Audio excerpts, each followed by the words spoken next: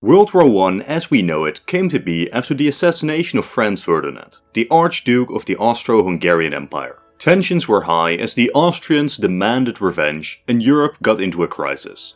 The Austrians asked the Germans for support, the Germans gave it unconditionally. From here, Austria pressured Serbia, Russia supported Serbia and mobilized, Germany supported Austria and mobilized, France supported Russia and mobilized, and Britain, while already leaning towards the Entente before, fully entered the war as well when Germany attempted to invade France through neutral Belgium. World War I as we knew it had begun. But was this form of World War I an inevitability? Could this crisis have been resolved, and if it had been, what would have happened? Would an alternate crisis cause war to erupt among the same lines? Or could even a couple more years of peace change the fabric of the continent? But first, a word from our sponsor. As we delve into the secrets of history, we often find ourselves browsing the web for hours on end, searching for clues and information. But did you know that all of this online activity can and will be tracked and monitored by third parties, including your internet service provider and even government agencies? That's where Atlas VPN comes in. With Atlas VPN, you can protect your online privacy and security with just one click. Atlas VPN encrypts your internet traffic, making it impossible for anyone to spy on your online activity and Google searches. Furthermore, Atlas VPN automatically blocks malicious links, ads, and trackers, further protecting your online safety. Atlas VPN also allows you to change your online location, meaning that you can access any content you want from anywhere in the world.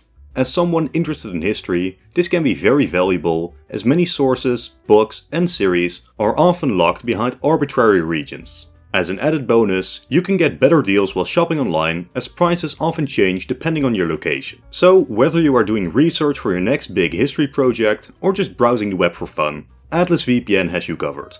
Grab this big deal because for a limited time, Possible History viewers can get an exclusive discount on Atlas VPN by clicking on the link in the description. With this, you can get Atlas VPN for just $183 per month while getting 3 months extra for free. With a 30-day money-back guarantee, there is just no risk to be had. Protect your privacy and get the many benefits of Atlas VPN for this ridiculously low price. Again, you can take this deal by clicking the link in the description below. As a point of departure for this scenario, we will have Tsar Nicholas and Kaiser Wilhelm start intense contact with each other the moment Franz Ferdinand is killed, discussing what happens next.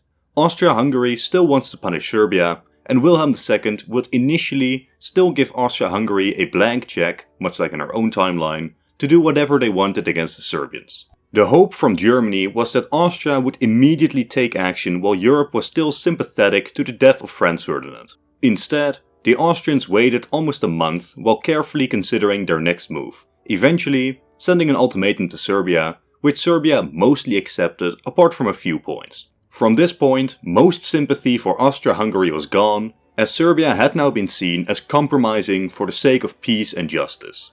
In our timeline, Austria still invaded after this point, but in this alternate timeline, we will have Wilhelm II recognize the Austrian mistake. The German plan was for Austria to get some concessions from Serbia without having to start a major war.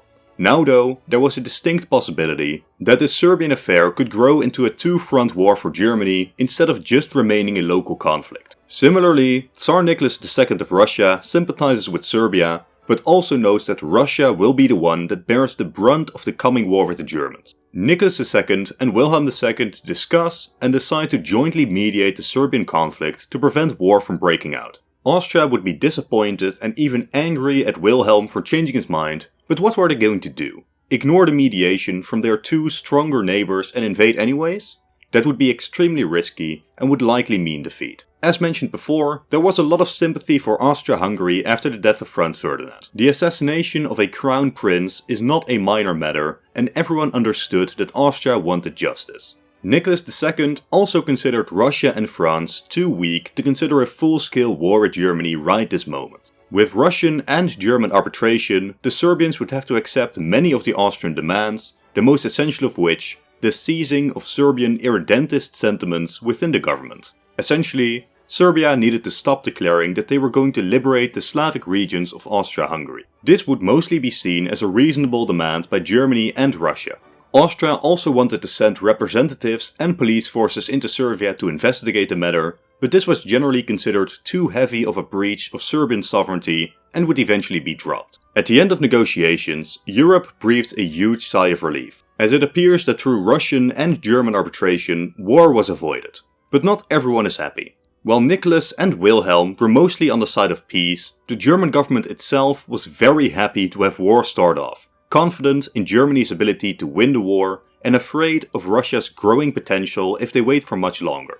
But still, we have now avoided one of the largest wars in history. What's next? Well, assuming that no other major event would happen in the following years, the European diplomatic scene could very potentially be uprooted. The Austrians would now feel diplomatically isolated, as they feel that Germany treats them as a lesser power and not as a great power partner in European politics. The German government would still desire war with Russia, but Kaiser Wilhelm could start steering for a peaceful course with his cousin's empire in Russia. But the most interesting change is the potential for a better German-British relationship.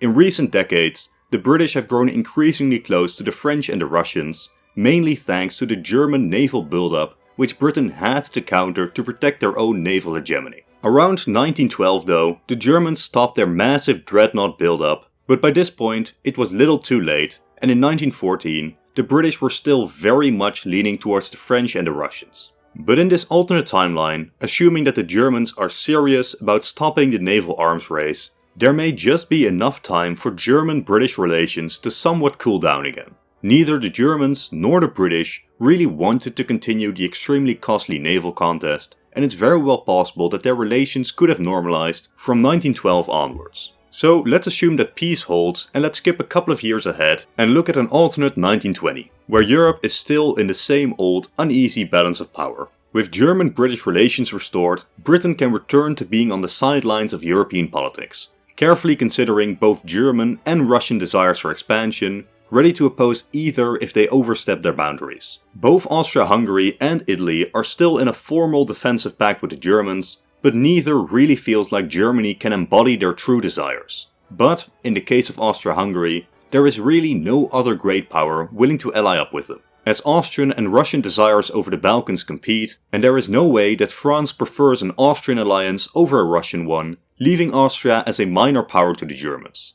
Meanwhile, France is still trying to build a European coalition to tackle the Germans with, but it has become increasingly difficult to build it, as Britain has cooled relations with the Germans, and Wilhelm and Nicholas have normalized Russian-German relations. Russia is still allied with the French, and they would still oppose German actions against the French, but Russia won't join in a French attack against the Germans. The militaristic German government, meanwhile, still thinks that Germany should strike as soon as possible, securing their position in Europe before Russia becomes a more modern, industrialized state. All in all, the diplomatic situation remains tense, but the only player in a position to actually initiate a war is Germany. Why? Because France knows that it cannot risk a 1v1 against the Germans, and even with the Russians, it would be a difficult and risky war. With Britain back to protecting the balance of power, it removes itself from the Triple Entente and will not join any offensive wars by anyone. Meanwhile, Russia simply wants to delay any conflict for as long as possible while they modernize, while Austria-Hungary just cannot start any wars without the approval and support of the Germans, as they are just too weak. This means that the only European player that can realistically initiate a conflict are the Germans. So let's take a look at Europe following the aftermath of the assassination and finish with two possible scenarios. One where peace is preserved, and another one where war breaks out somewhere in the 1920s. Let's first look at Austria-Hungary, where we have a very rare timeline in which we can look at a peacetime Austria-Hungary that doesn't have Franz Ferdinand become its ruler. For about 70 years, Franz Joseph, a conservative, led the Austro-Hungarian Empire. His heir was first Rudolf, but he took his own life when he wasn't allowed to marry the woman of his desire. His new heir then was Franz Ferdinand, and we all know what happened to him. Next in line, and the one to actually inherit the throne in this timeline, would be Charles I. Charles was a proponent of reforming the Habsburg monarchy, specifically by adding another crown to the Austro-Hungarian dual monarchy, an Illyrian one for the southern Slavs. This is, however, easier said than done, since it would require that the Hungarians give up their dominion over the Croatian lands, something they wouldn't be happy to do. But still, Charles I was a reform-minded man in terms of leading the Habsburg monarchy, which gives us hope for the Habsburg Empire to slowly start reforming away from an empire dominated by Austria into an empire for all their nationalities. But maybe more immediately important is that Charles was a peace-minded man, not eager to get Austria involved in any further conflict or even seeking Austrian expansion, removing a massive point of tension from Europe. This doesn't mean that Charles would just give the entire Balkans to Russia, but it does mean that he isn't the type of person to invade and claim dominion over the Balkans himself. Then there is Russia, the dynamic superpower with ambitions to expand wherever possible, but also very insecure about their ability to tackle modernized powers like Germany. On paper, their army is impressively large, but despite their large military spending, their army remains underdeveloped. But despite Russia's economic growth being slow, every year Russia grows stronger and stronger. French subsidies bolster the Russian army, and more railways and factories are slowly increasing Russia's power. The Germans, in 1914, predicted that by 1917, Germany could no longer defeat Russia in a war.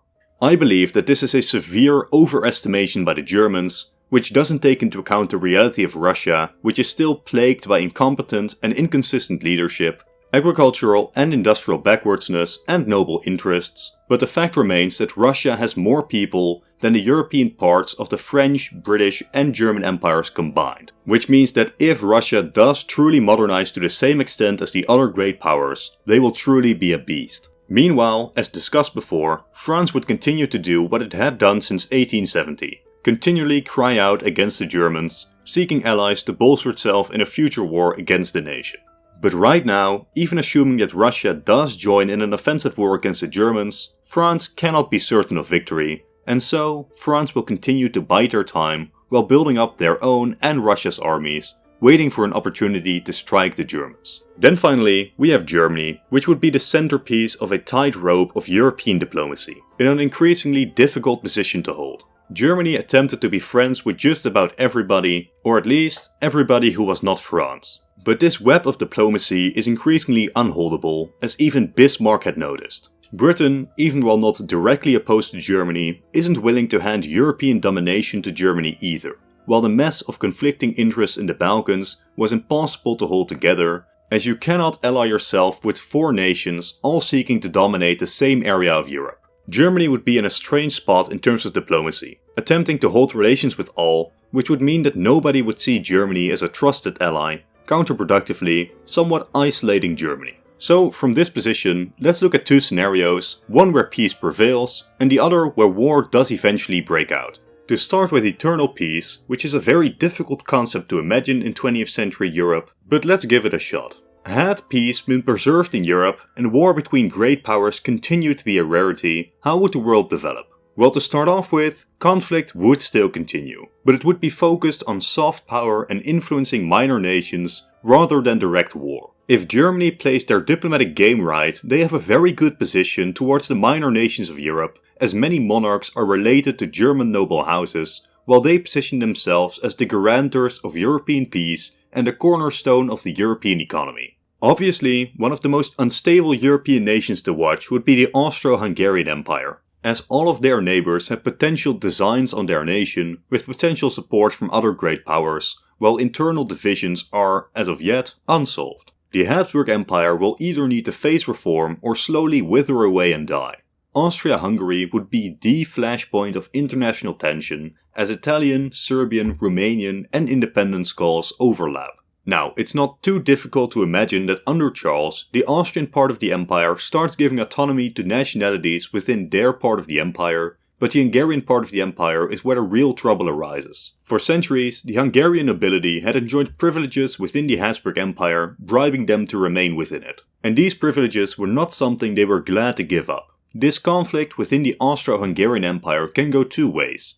Either Hungary is defeated or concedes, leading to a reformed Habsburg-led federation, or the Habsburg Empire is, slowly, torn apart from both in and outside, leading to the slow collapse of the state. Whichever is more likely depends on Russian and mainly German attitudes towards the empire, but my guess is that the main great powers wouldn't want to see Austria collapse fully out of a fear of collapsing the entire balance of power with it, and so something akin to a Habsburg federation endures. We have a similar story with the Ottoman Empire. weak and on the decline, but they have recently lost their most troublesome holdings in the Balkans. While there are still religious minorities and a Turkish-Arab divide within the empire, it is not too difficult to imagine the Ottomans reforming their now Islamic-centric empire, allowing it to endure to some extent. But where with Austria there was a chance that they would resolve their issues internally, this isn't the case for the Ottoman Empire. The survival and success of the Ottoman Empire depends fully on the attitudes of Russia, Britain, Germany, France and Italy.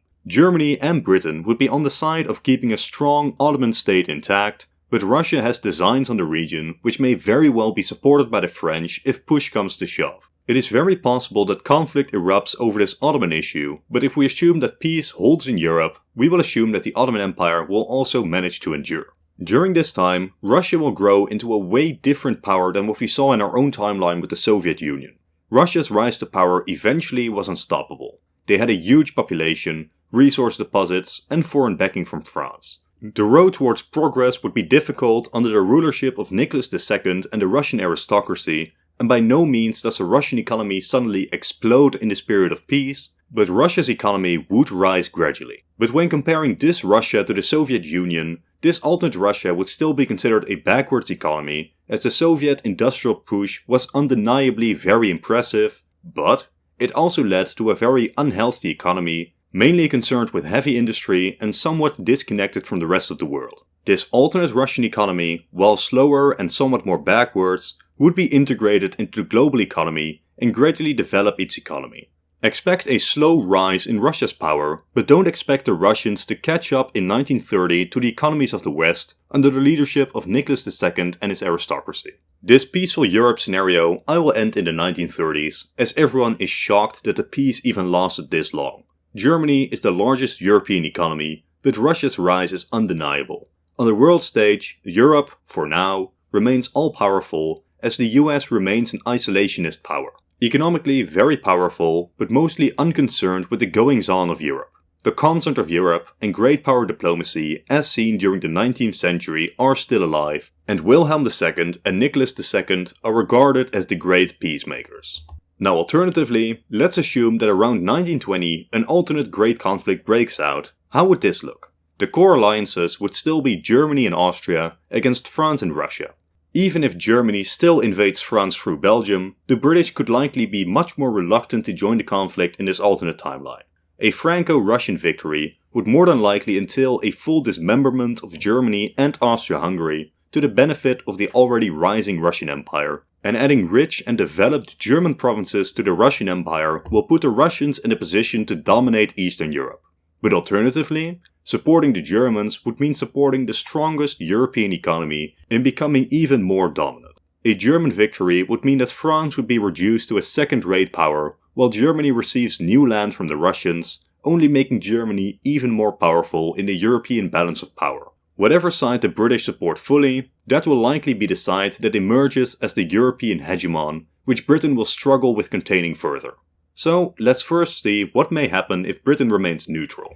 The war obviously still starts with a German offensive on France, hoping to knock the French out. Even without British help, I consider this unlikely to succeed, especially since the few years that Russia has gained means that Russia will be even faster in mobilizing themselves and putting pressure on Germany's eastern front. I still think that the Russians are in no position to combat the Germans in a long-term war, but at the start of the war, Russia would undoubtedly perform better, meaning that Germany has to pull even more forces from the Western Front, allowing the French to eventually solidify their lines. Fact is, the Schlieffen Plan was an outdated plan, and with this additional Russian pressure, I don't consider the Germans reaching Paris as a very likely outcome. But from here, the German situation is incredibly advantageous when compared to our own timeline.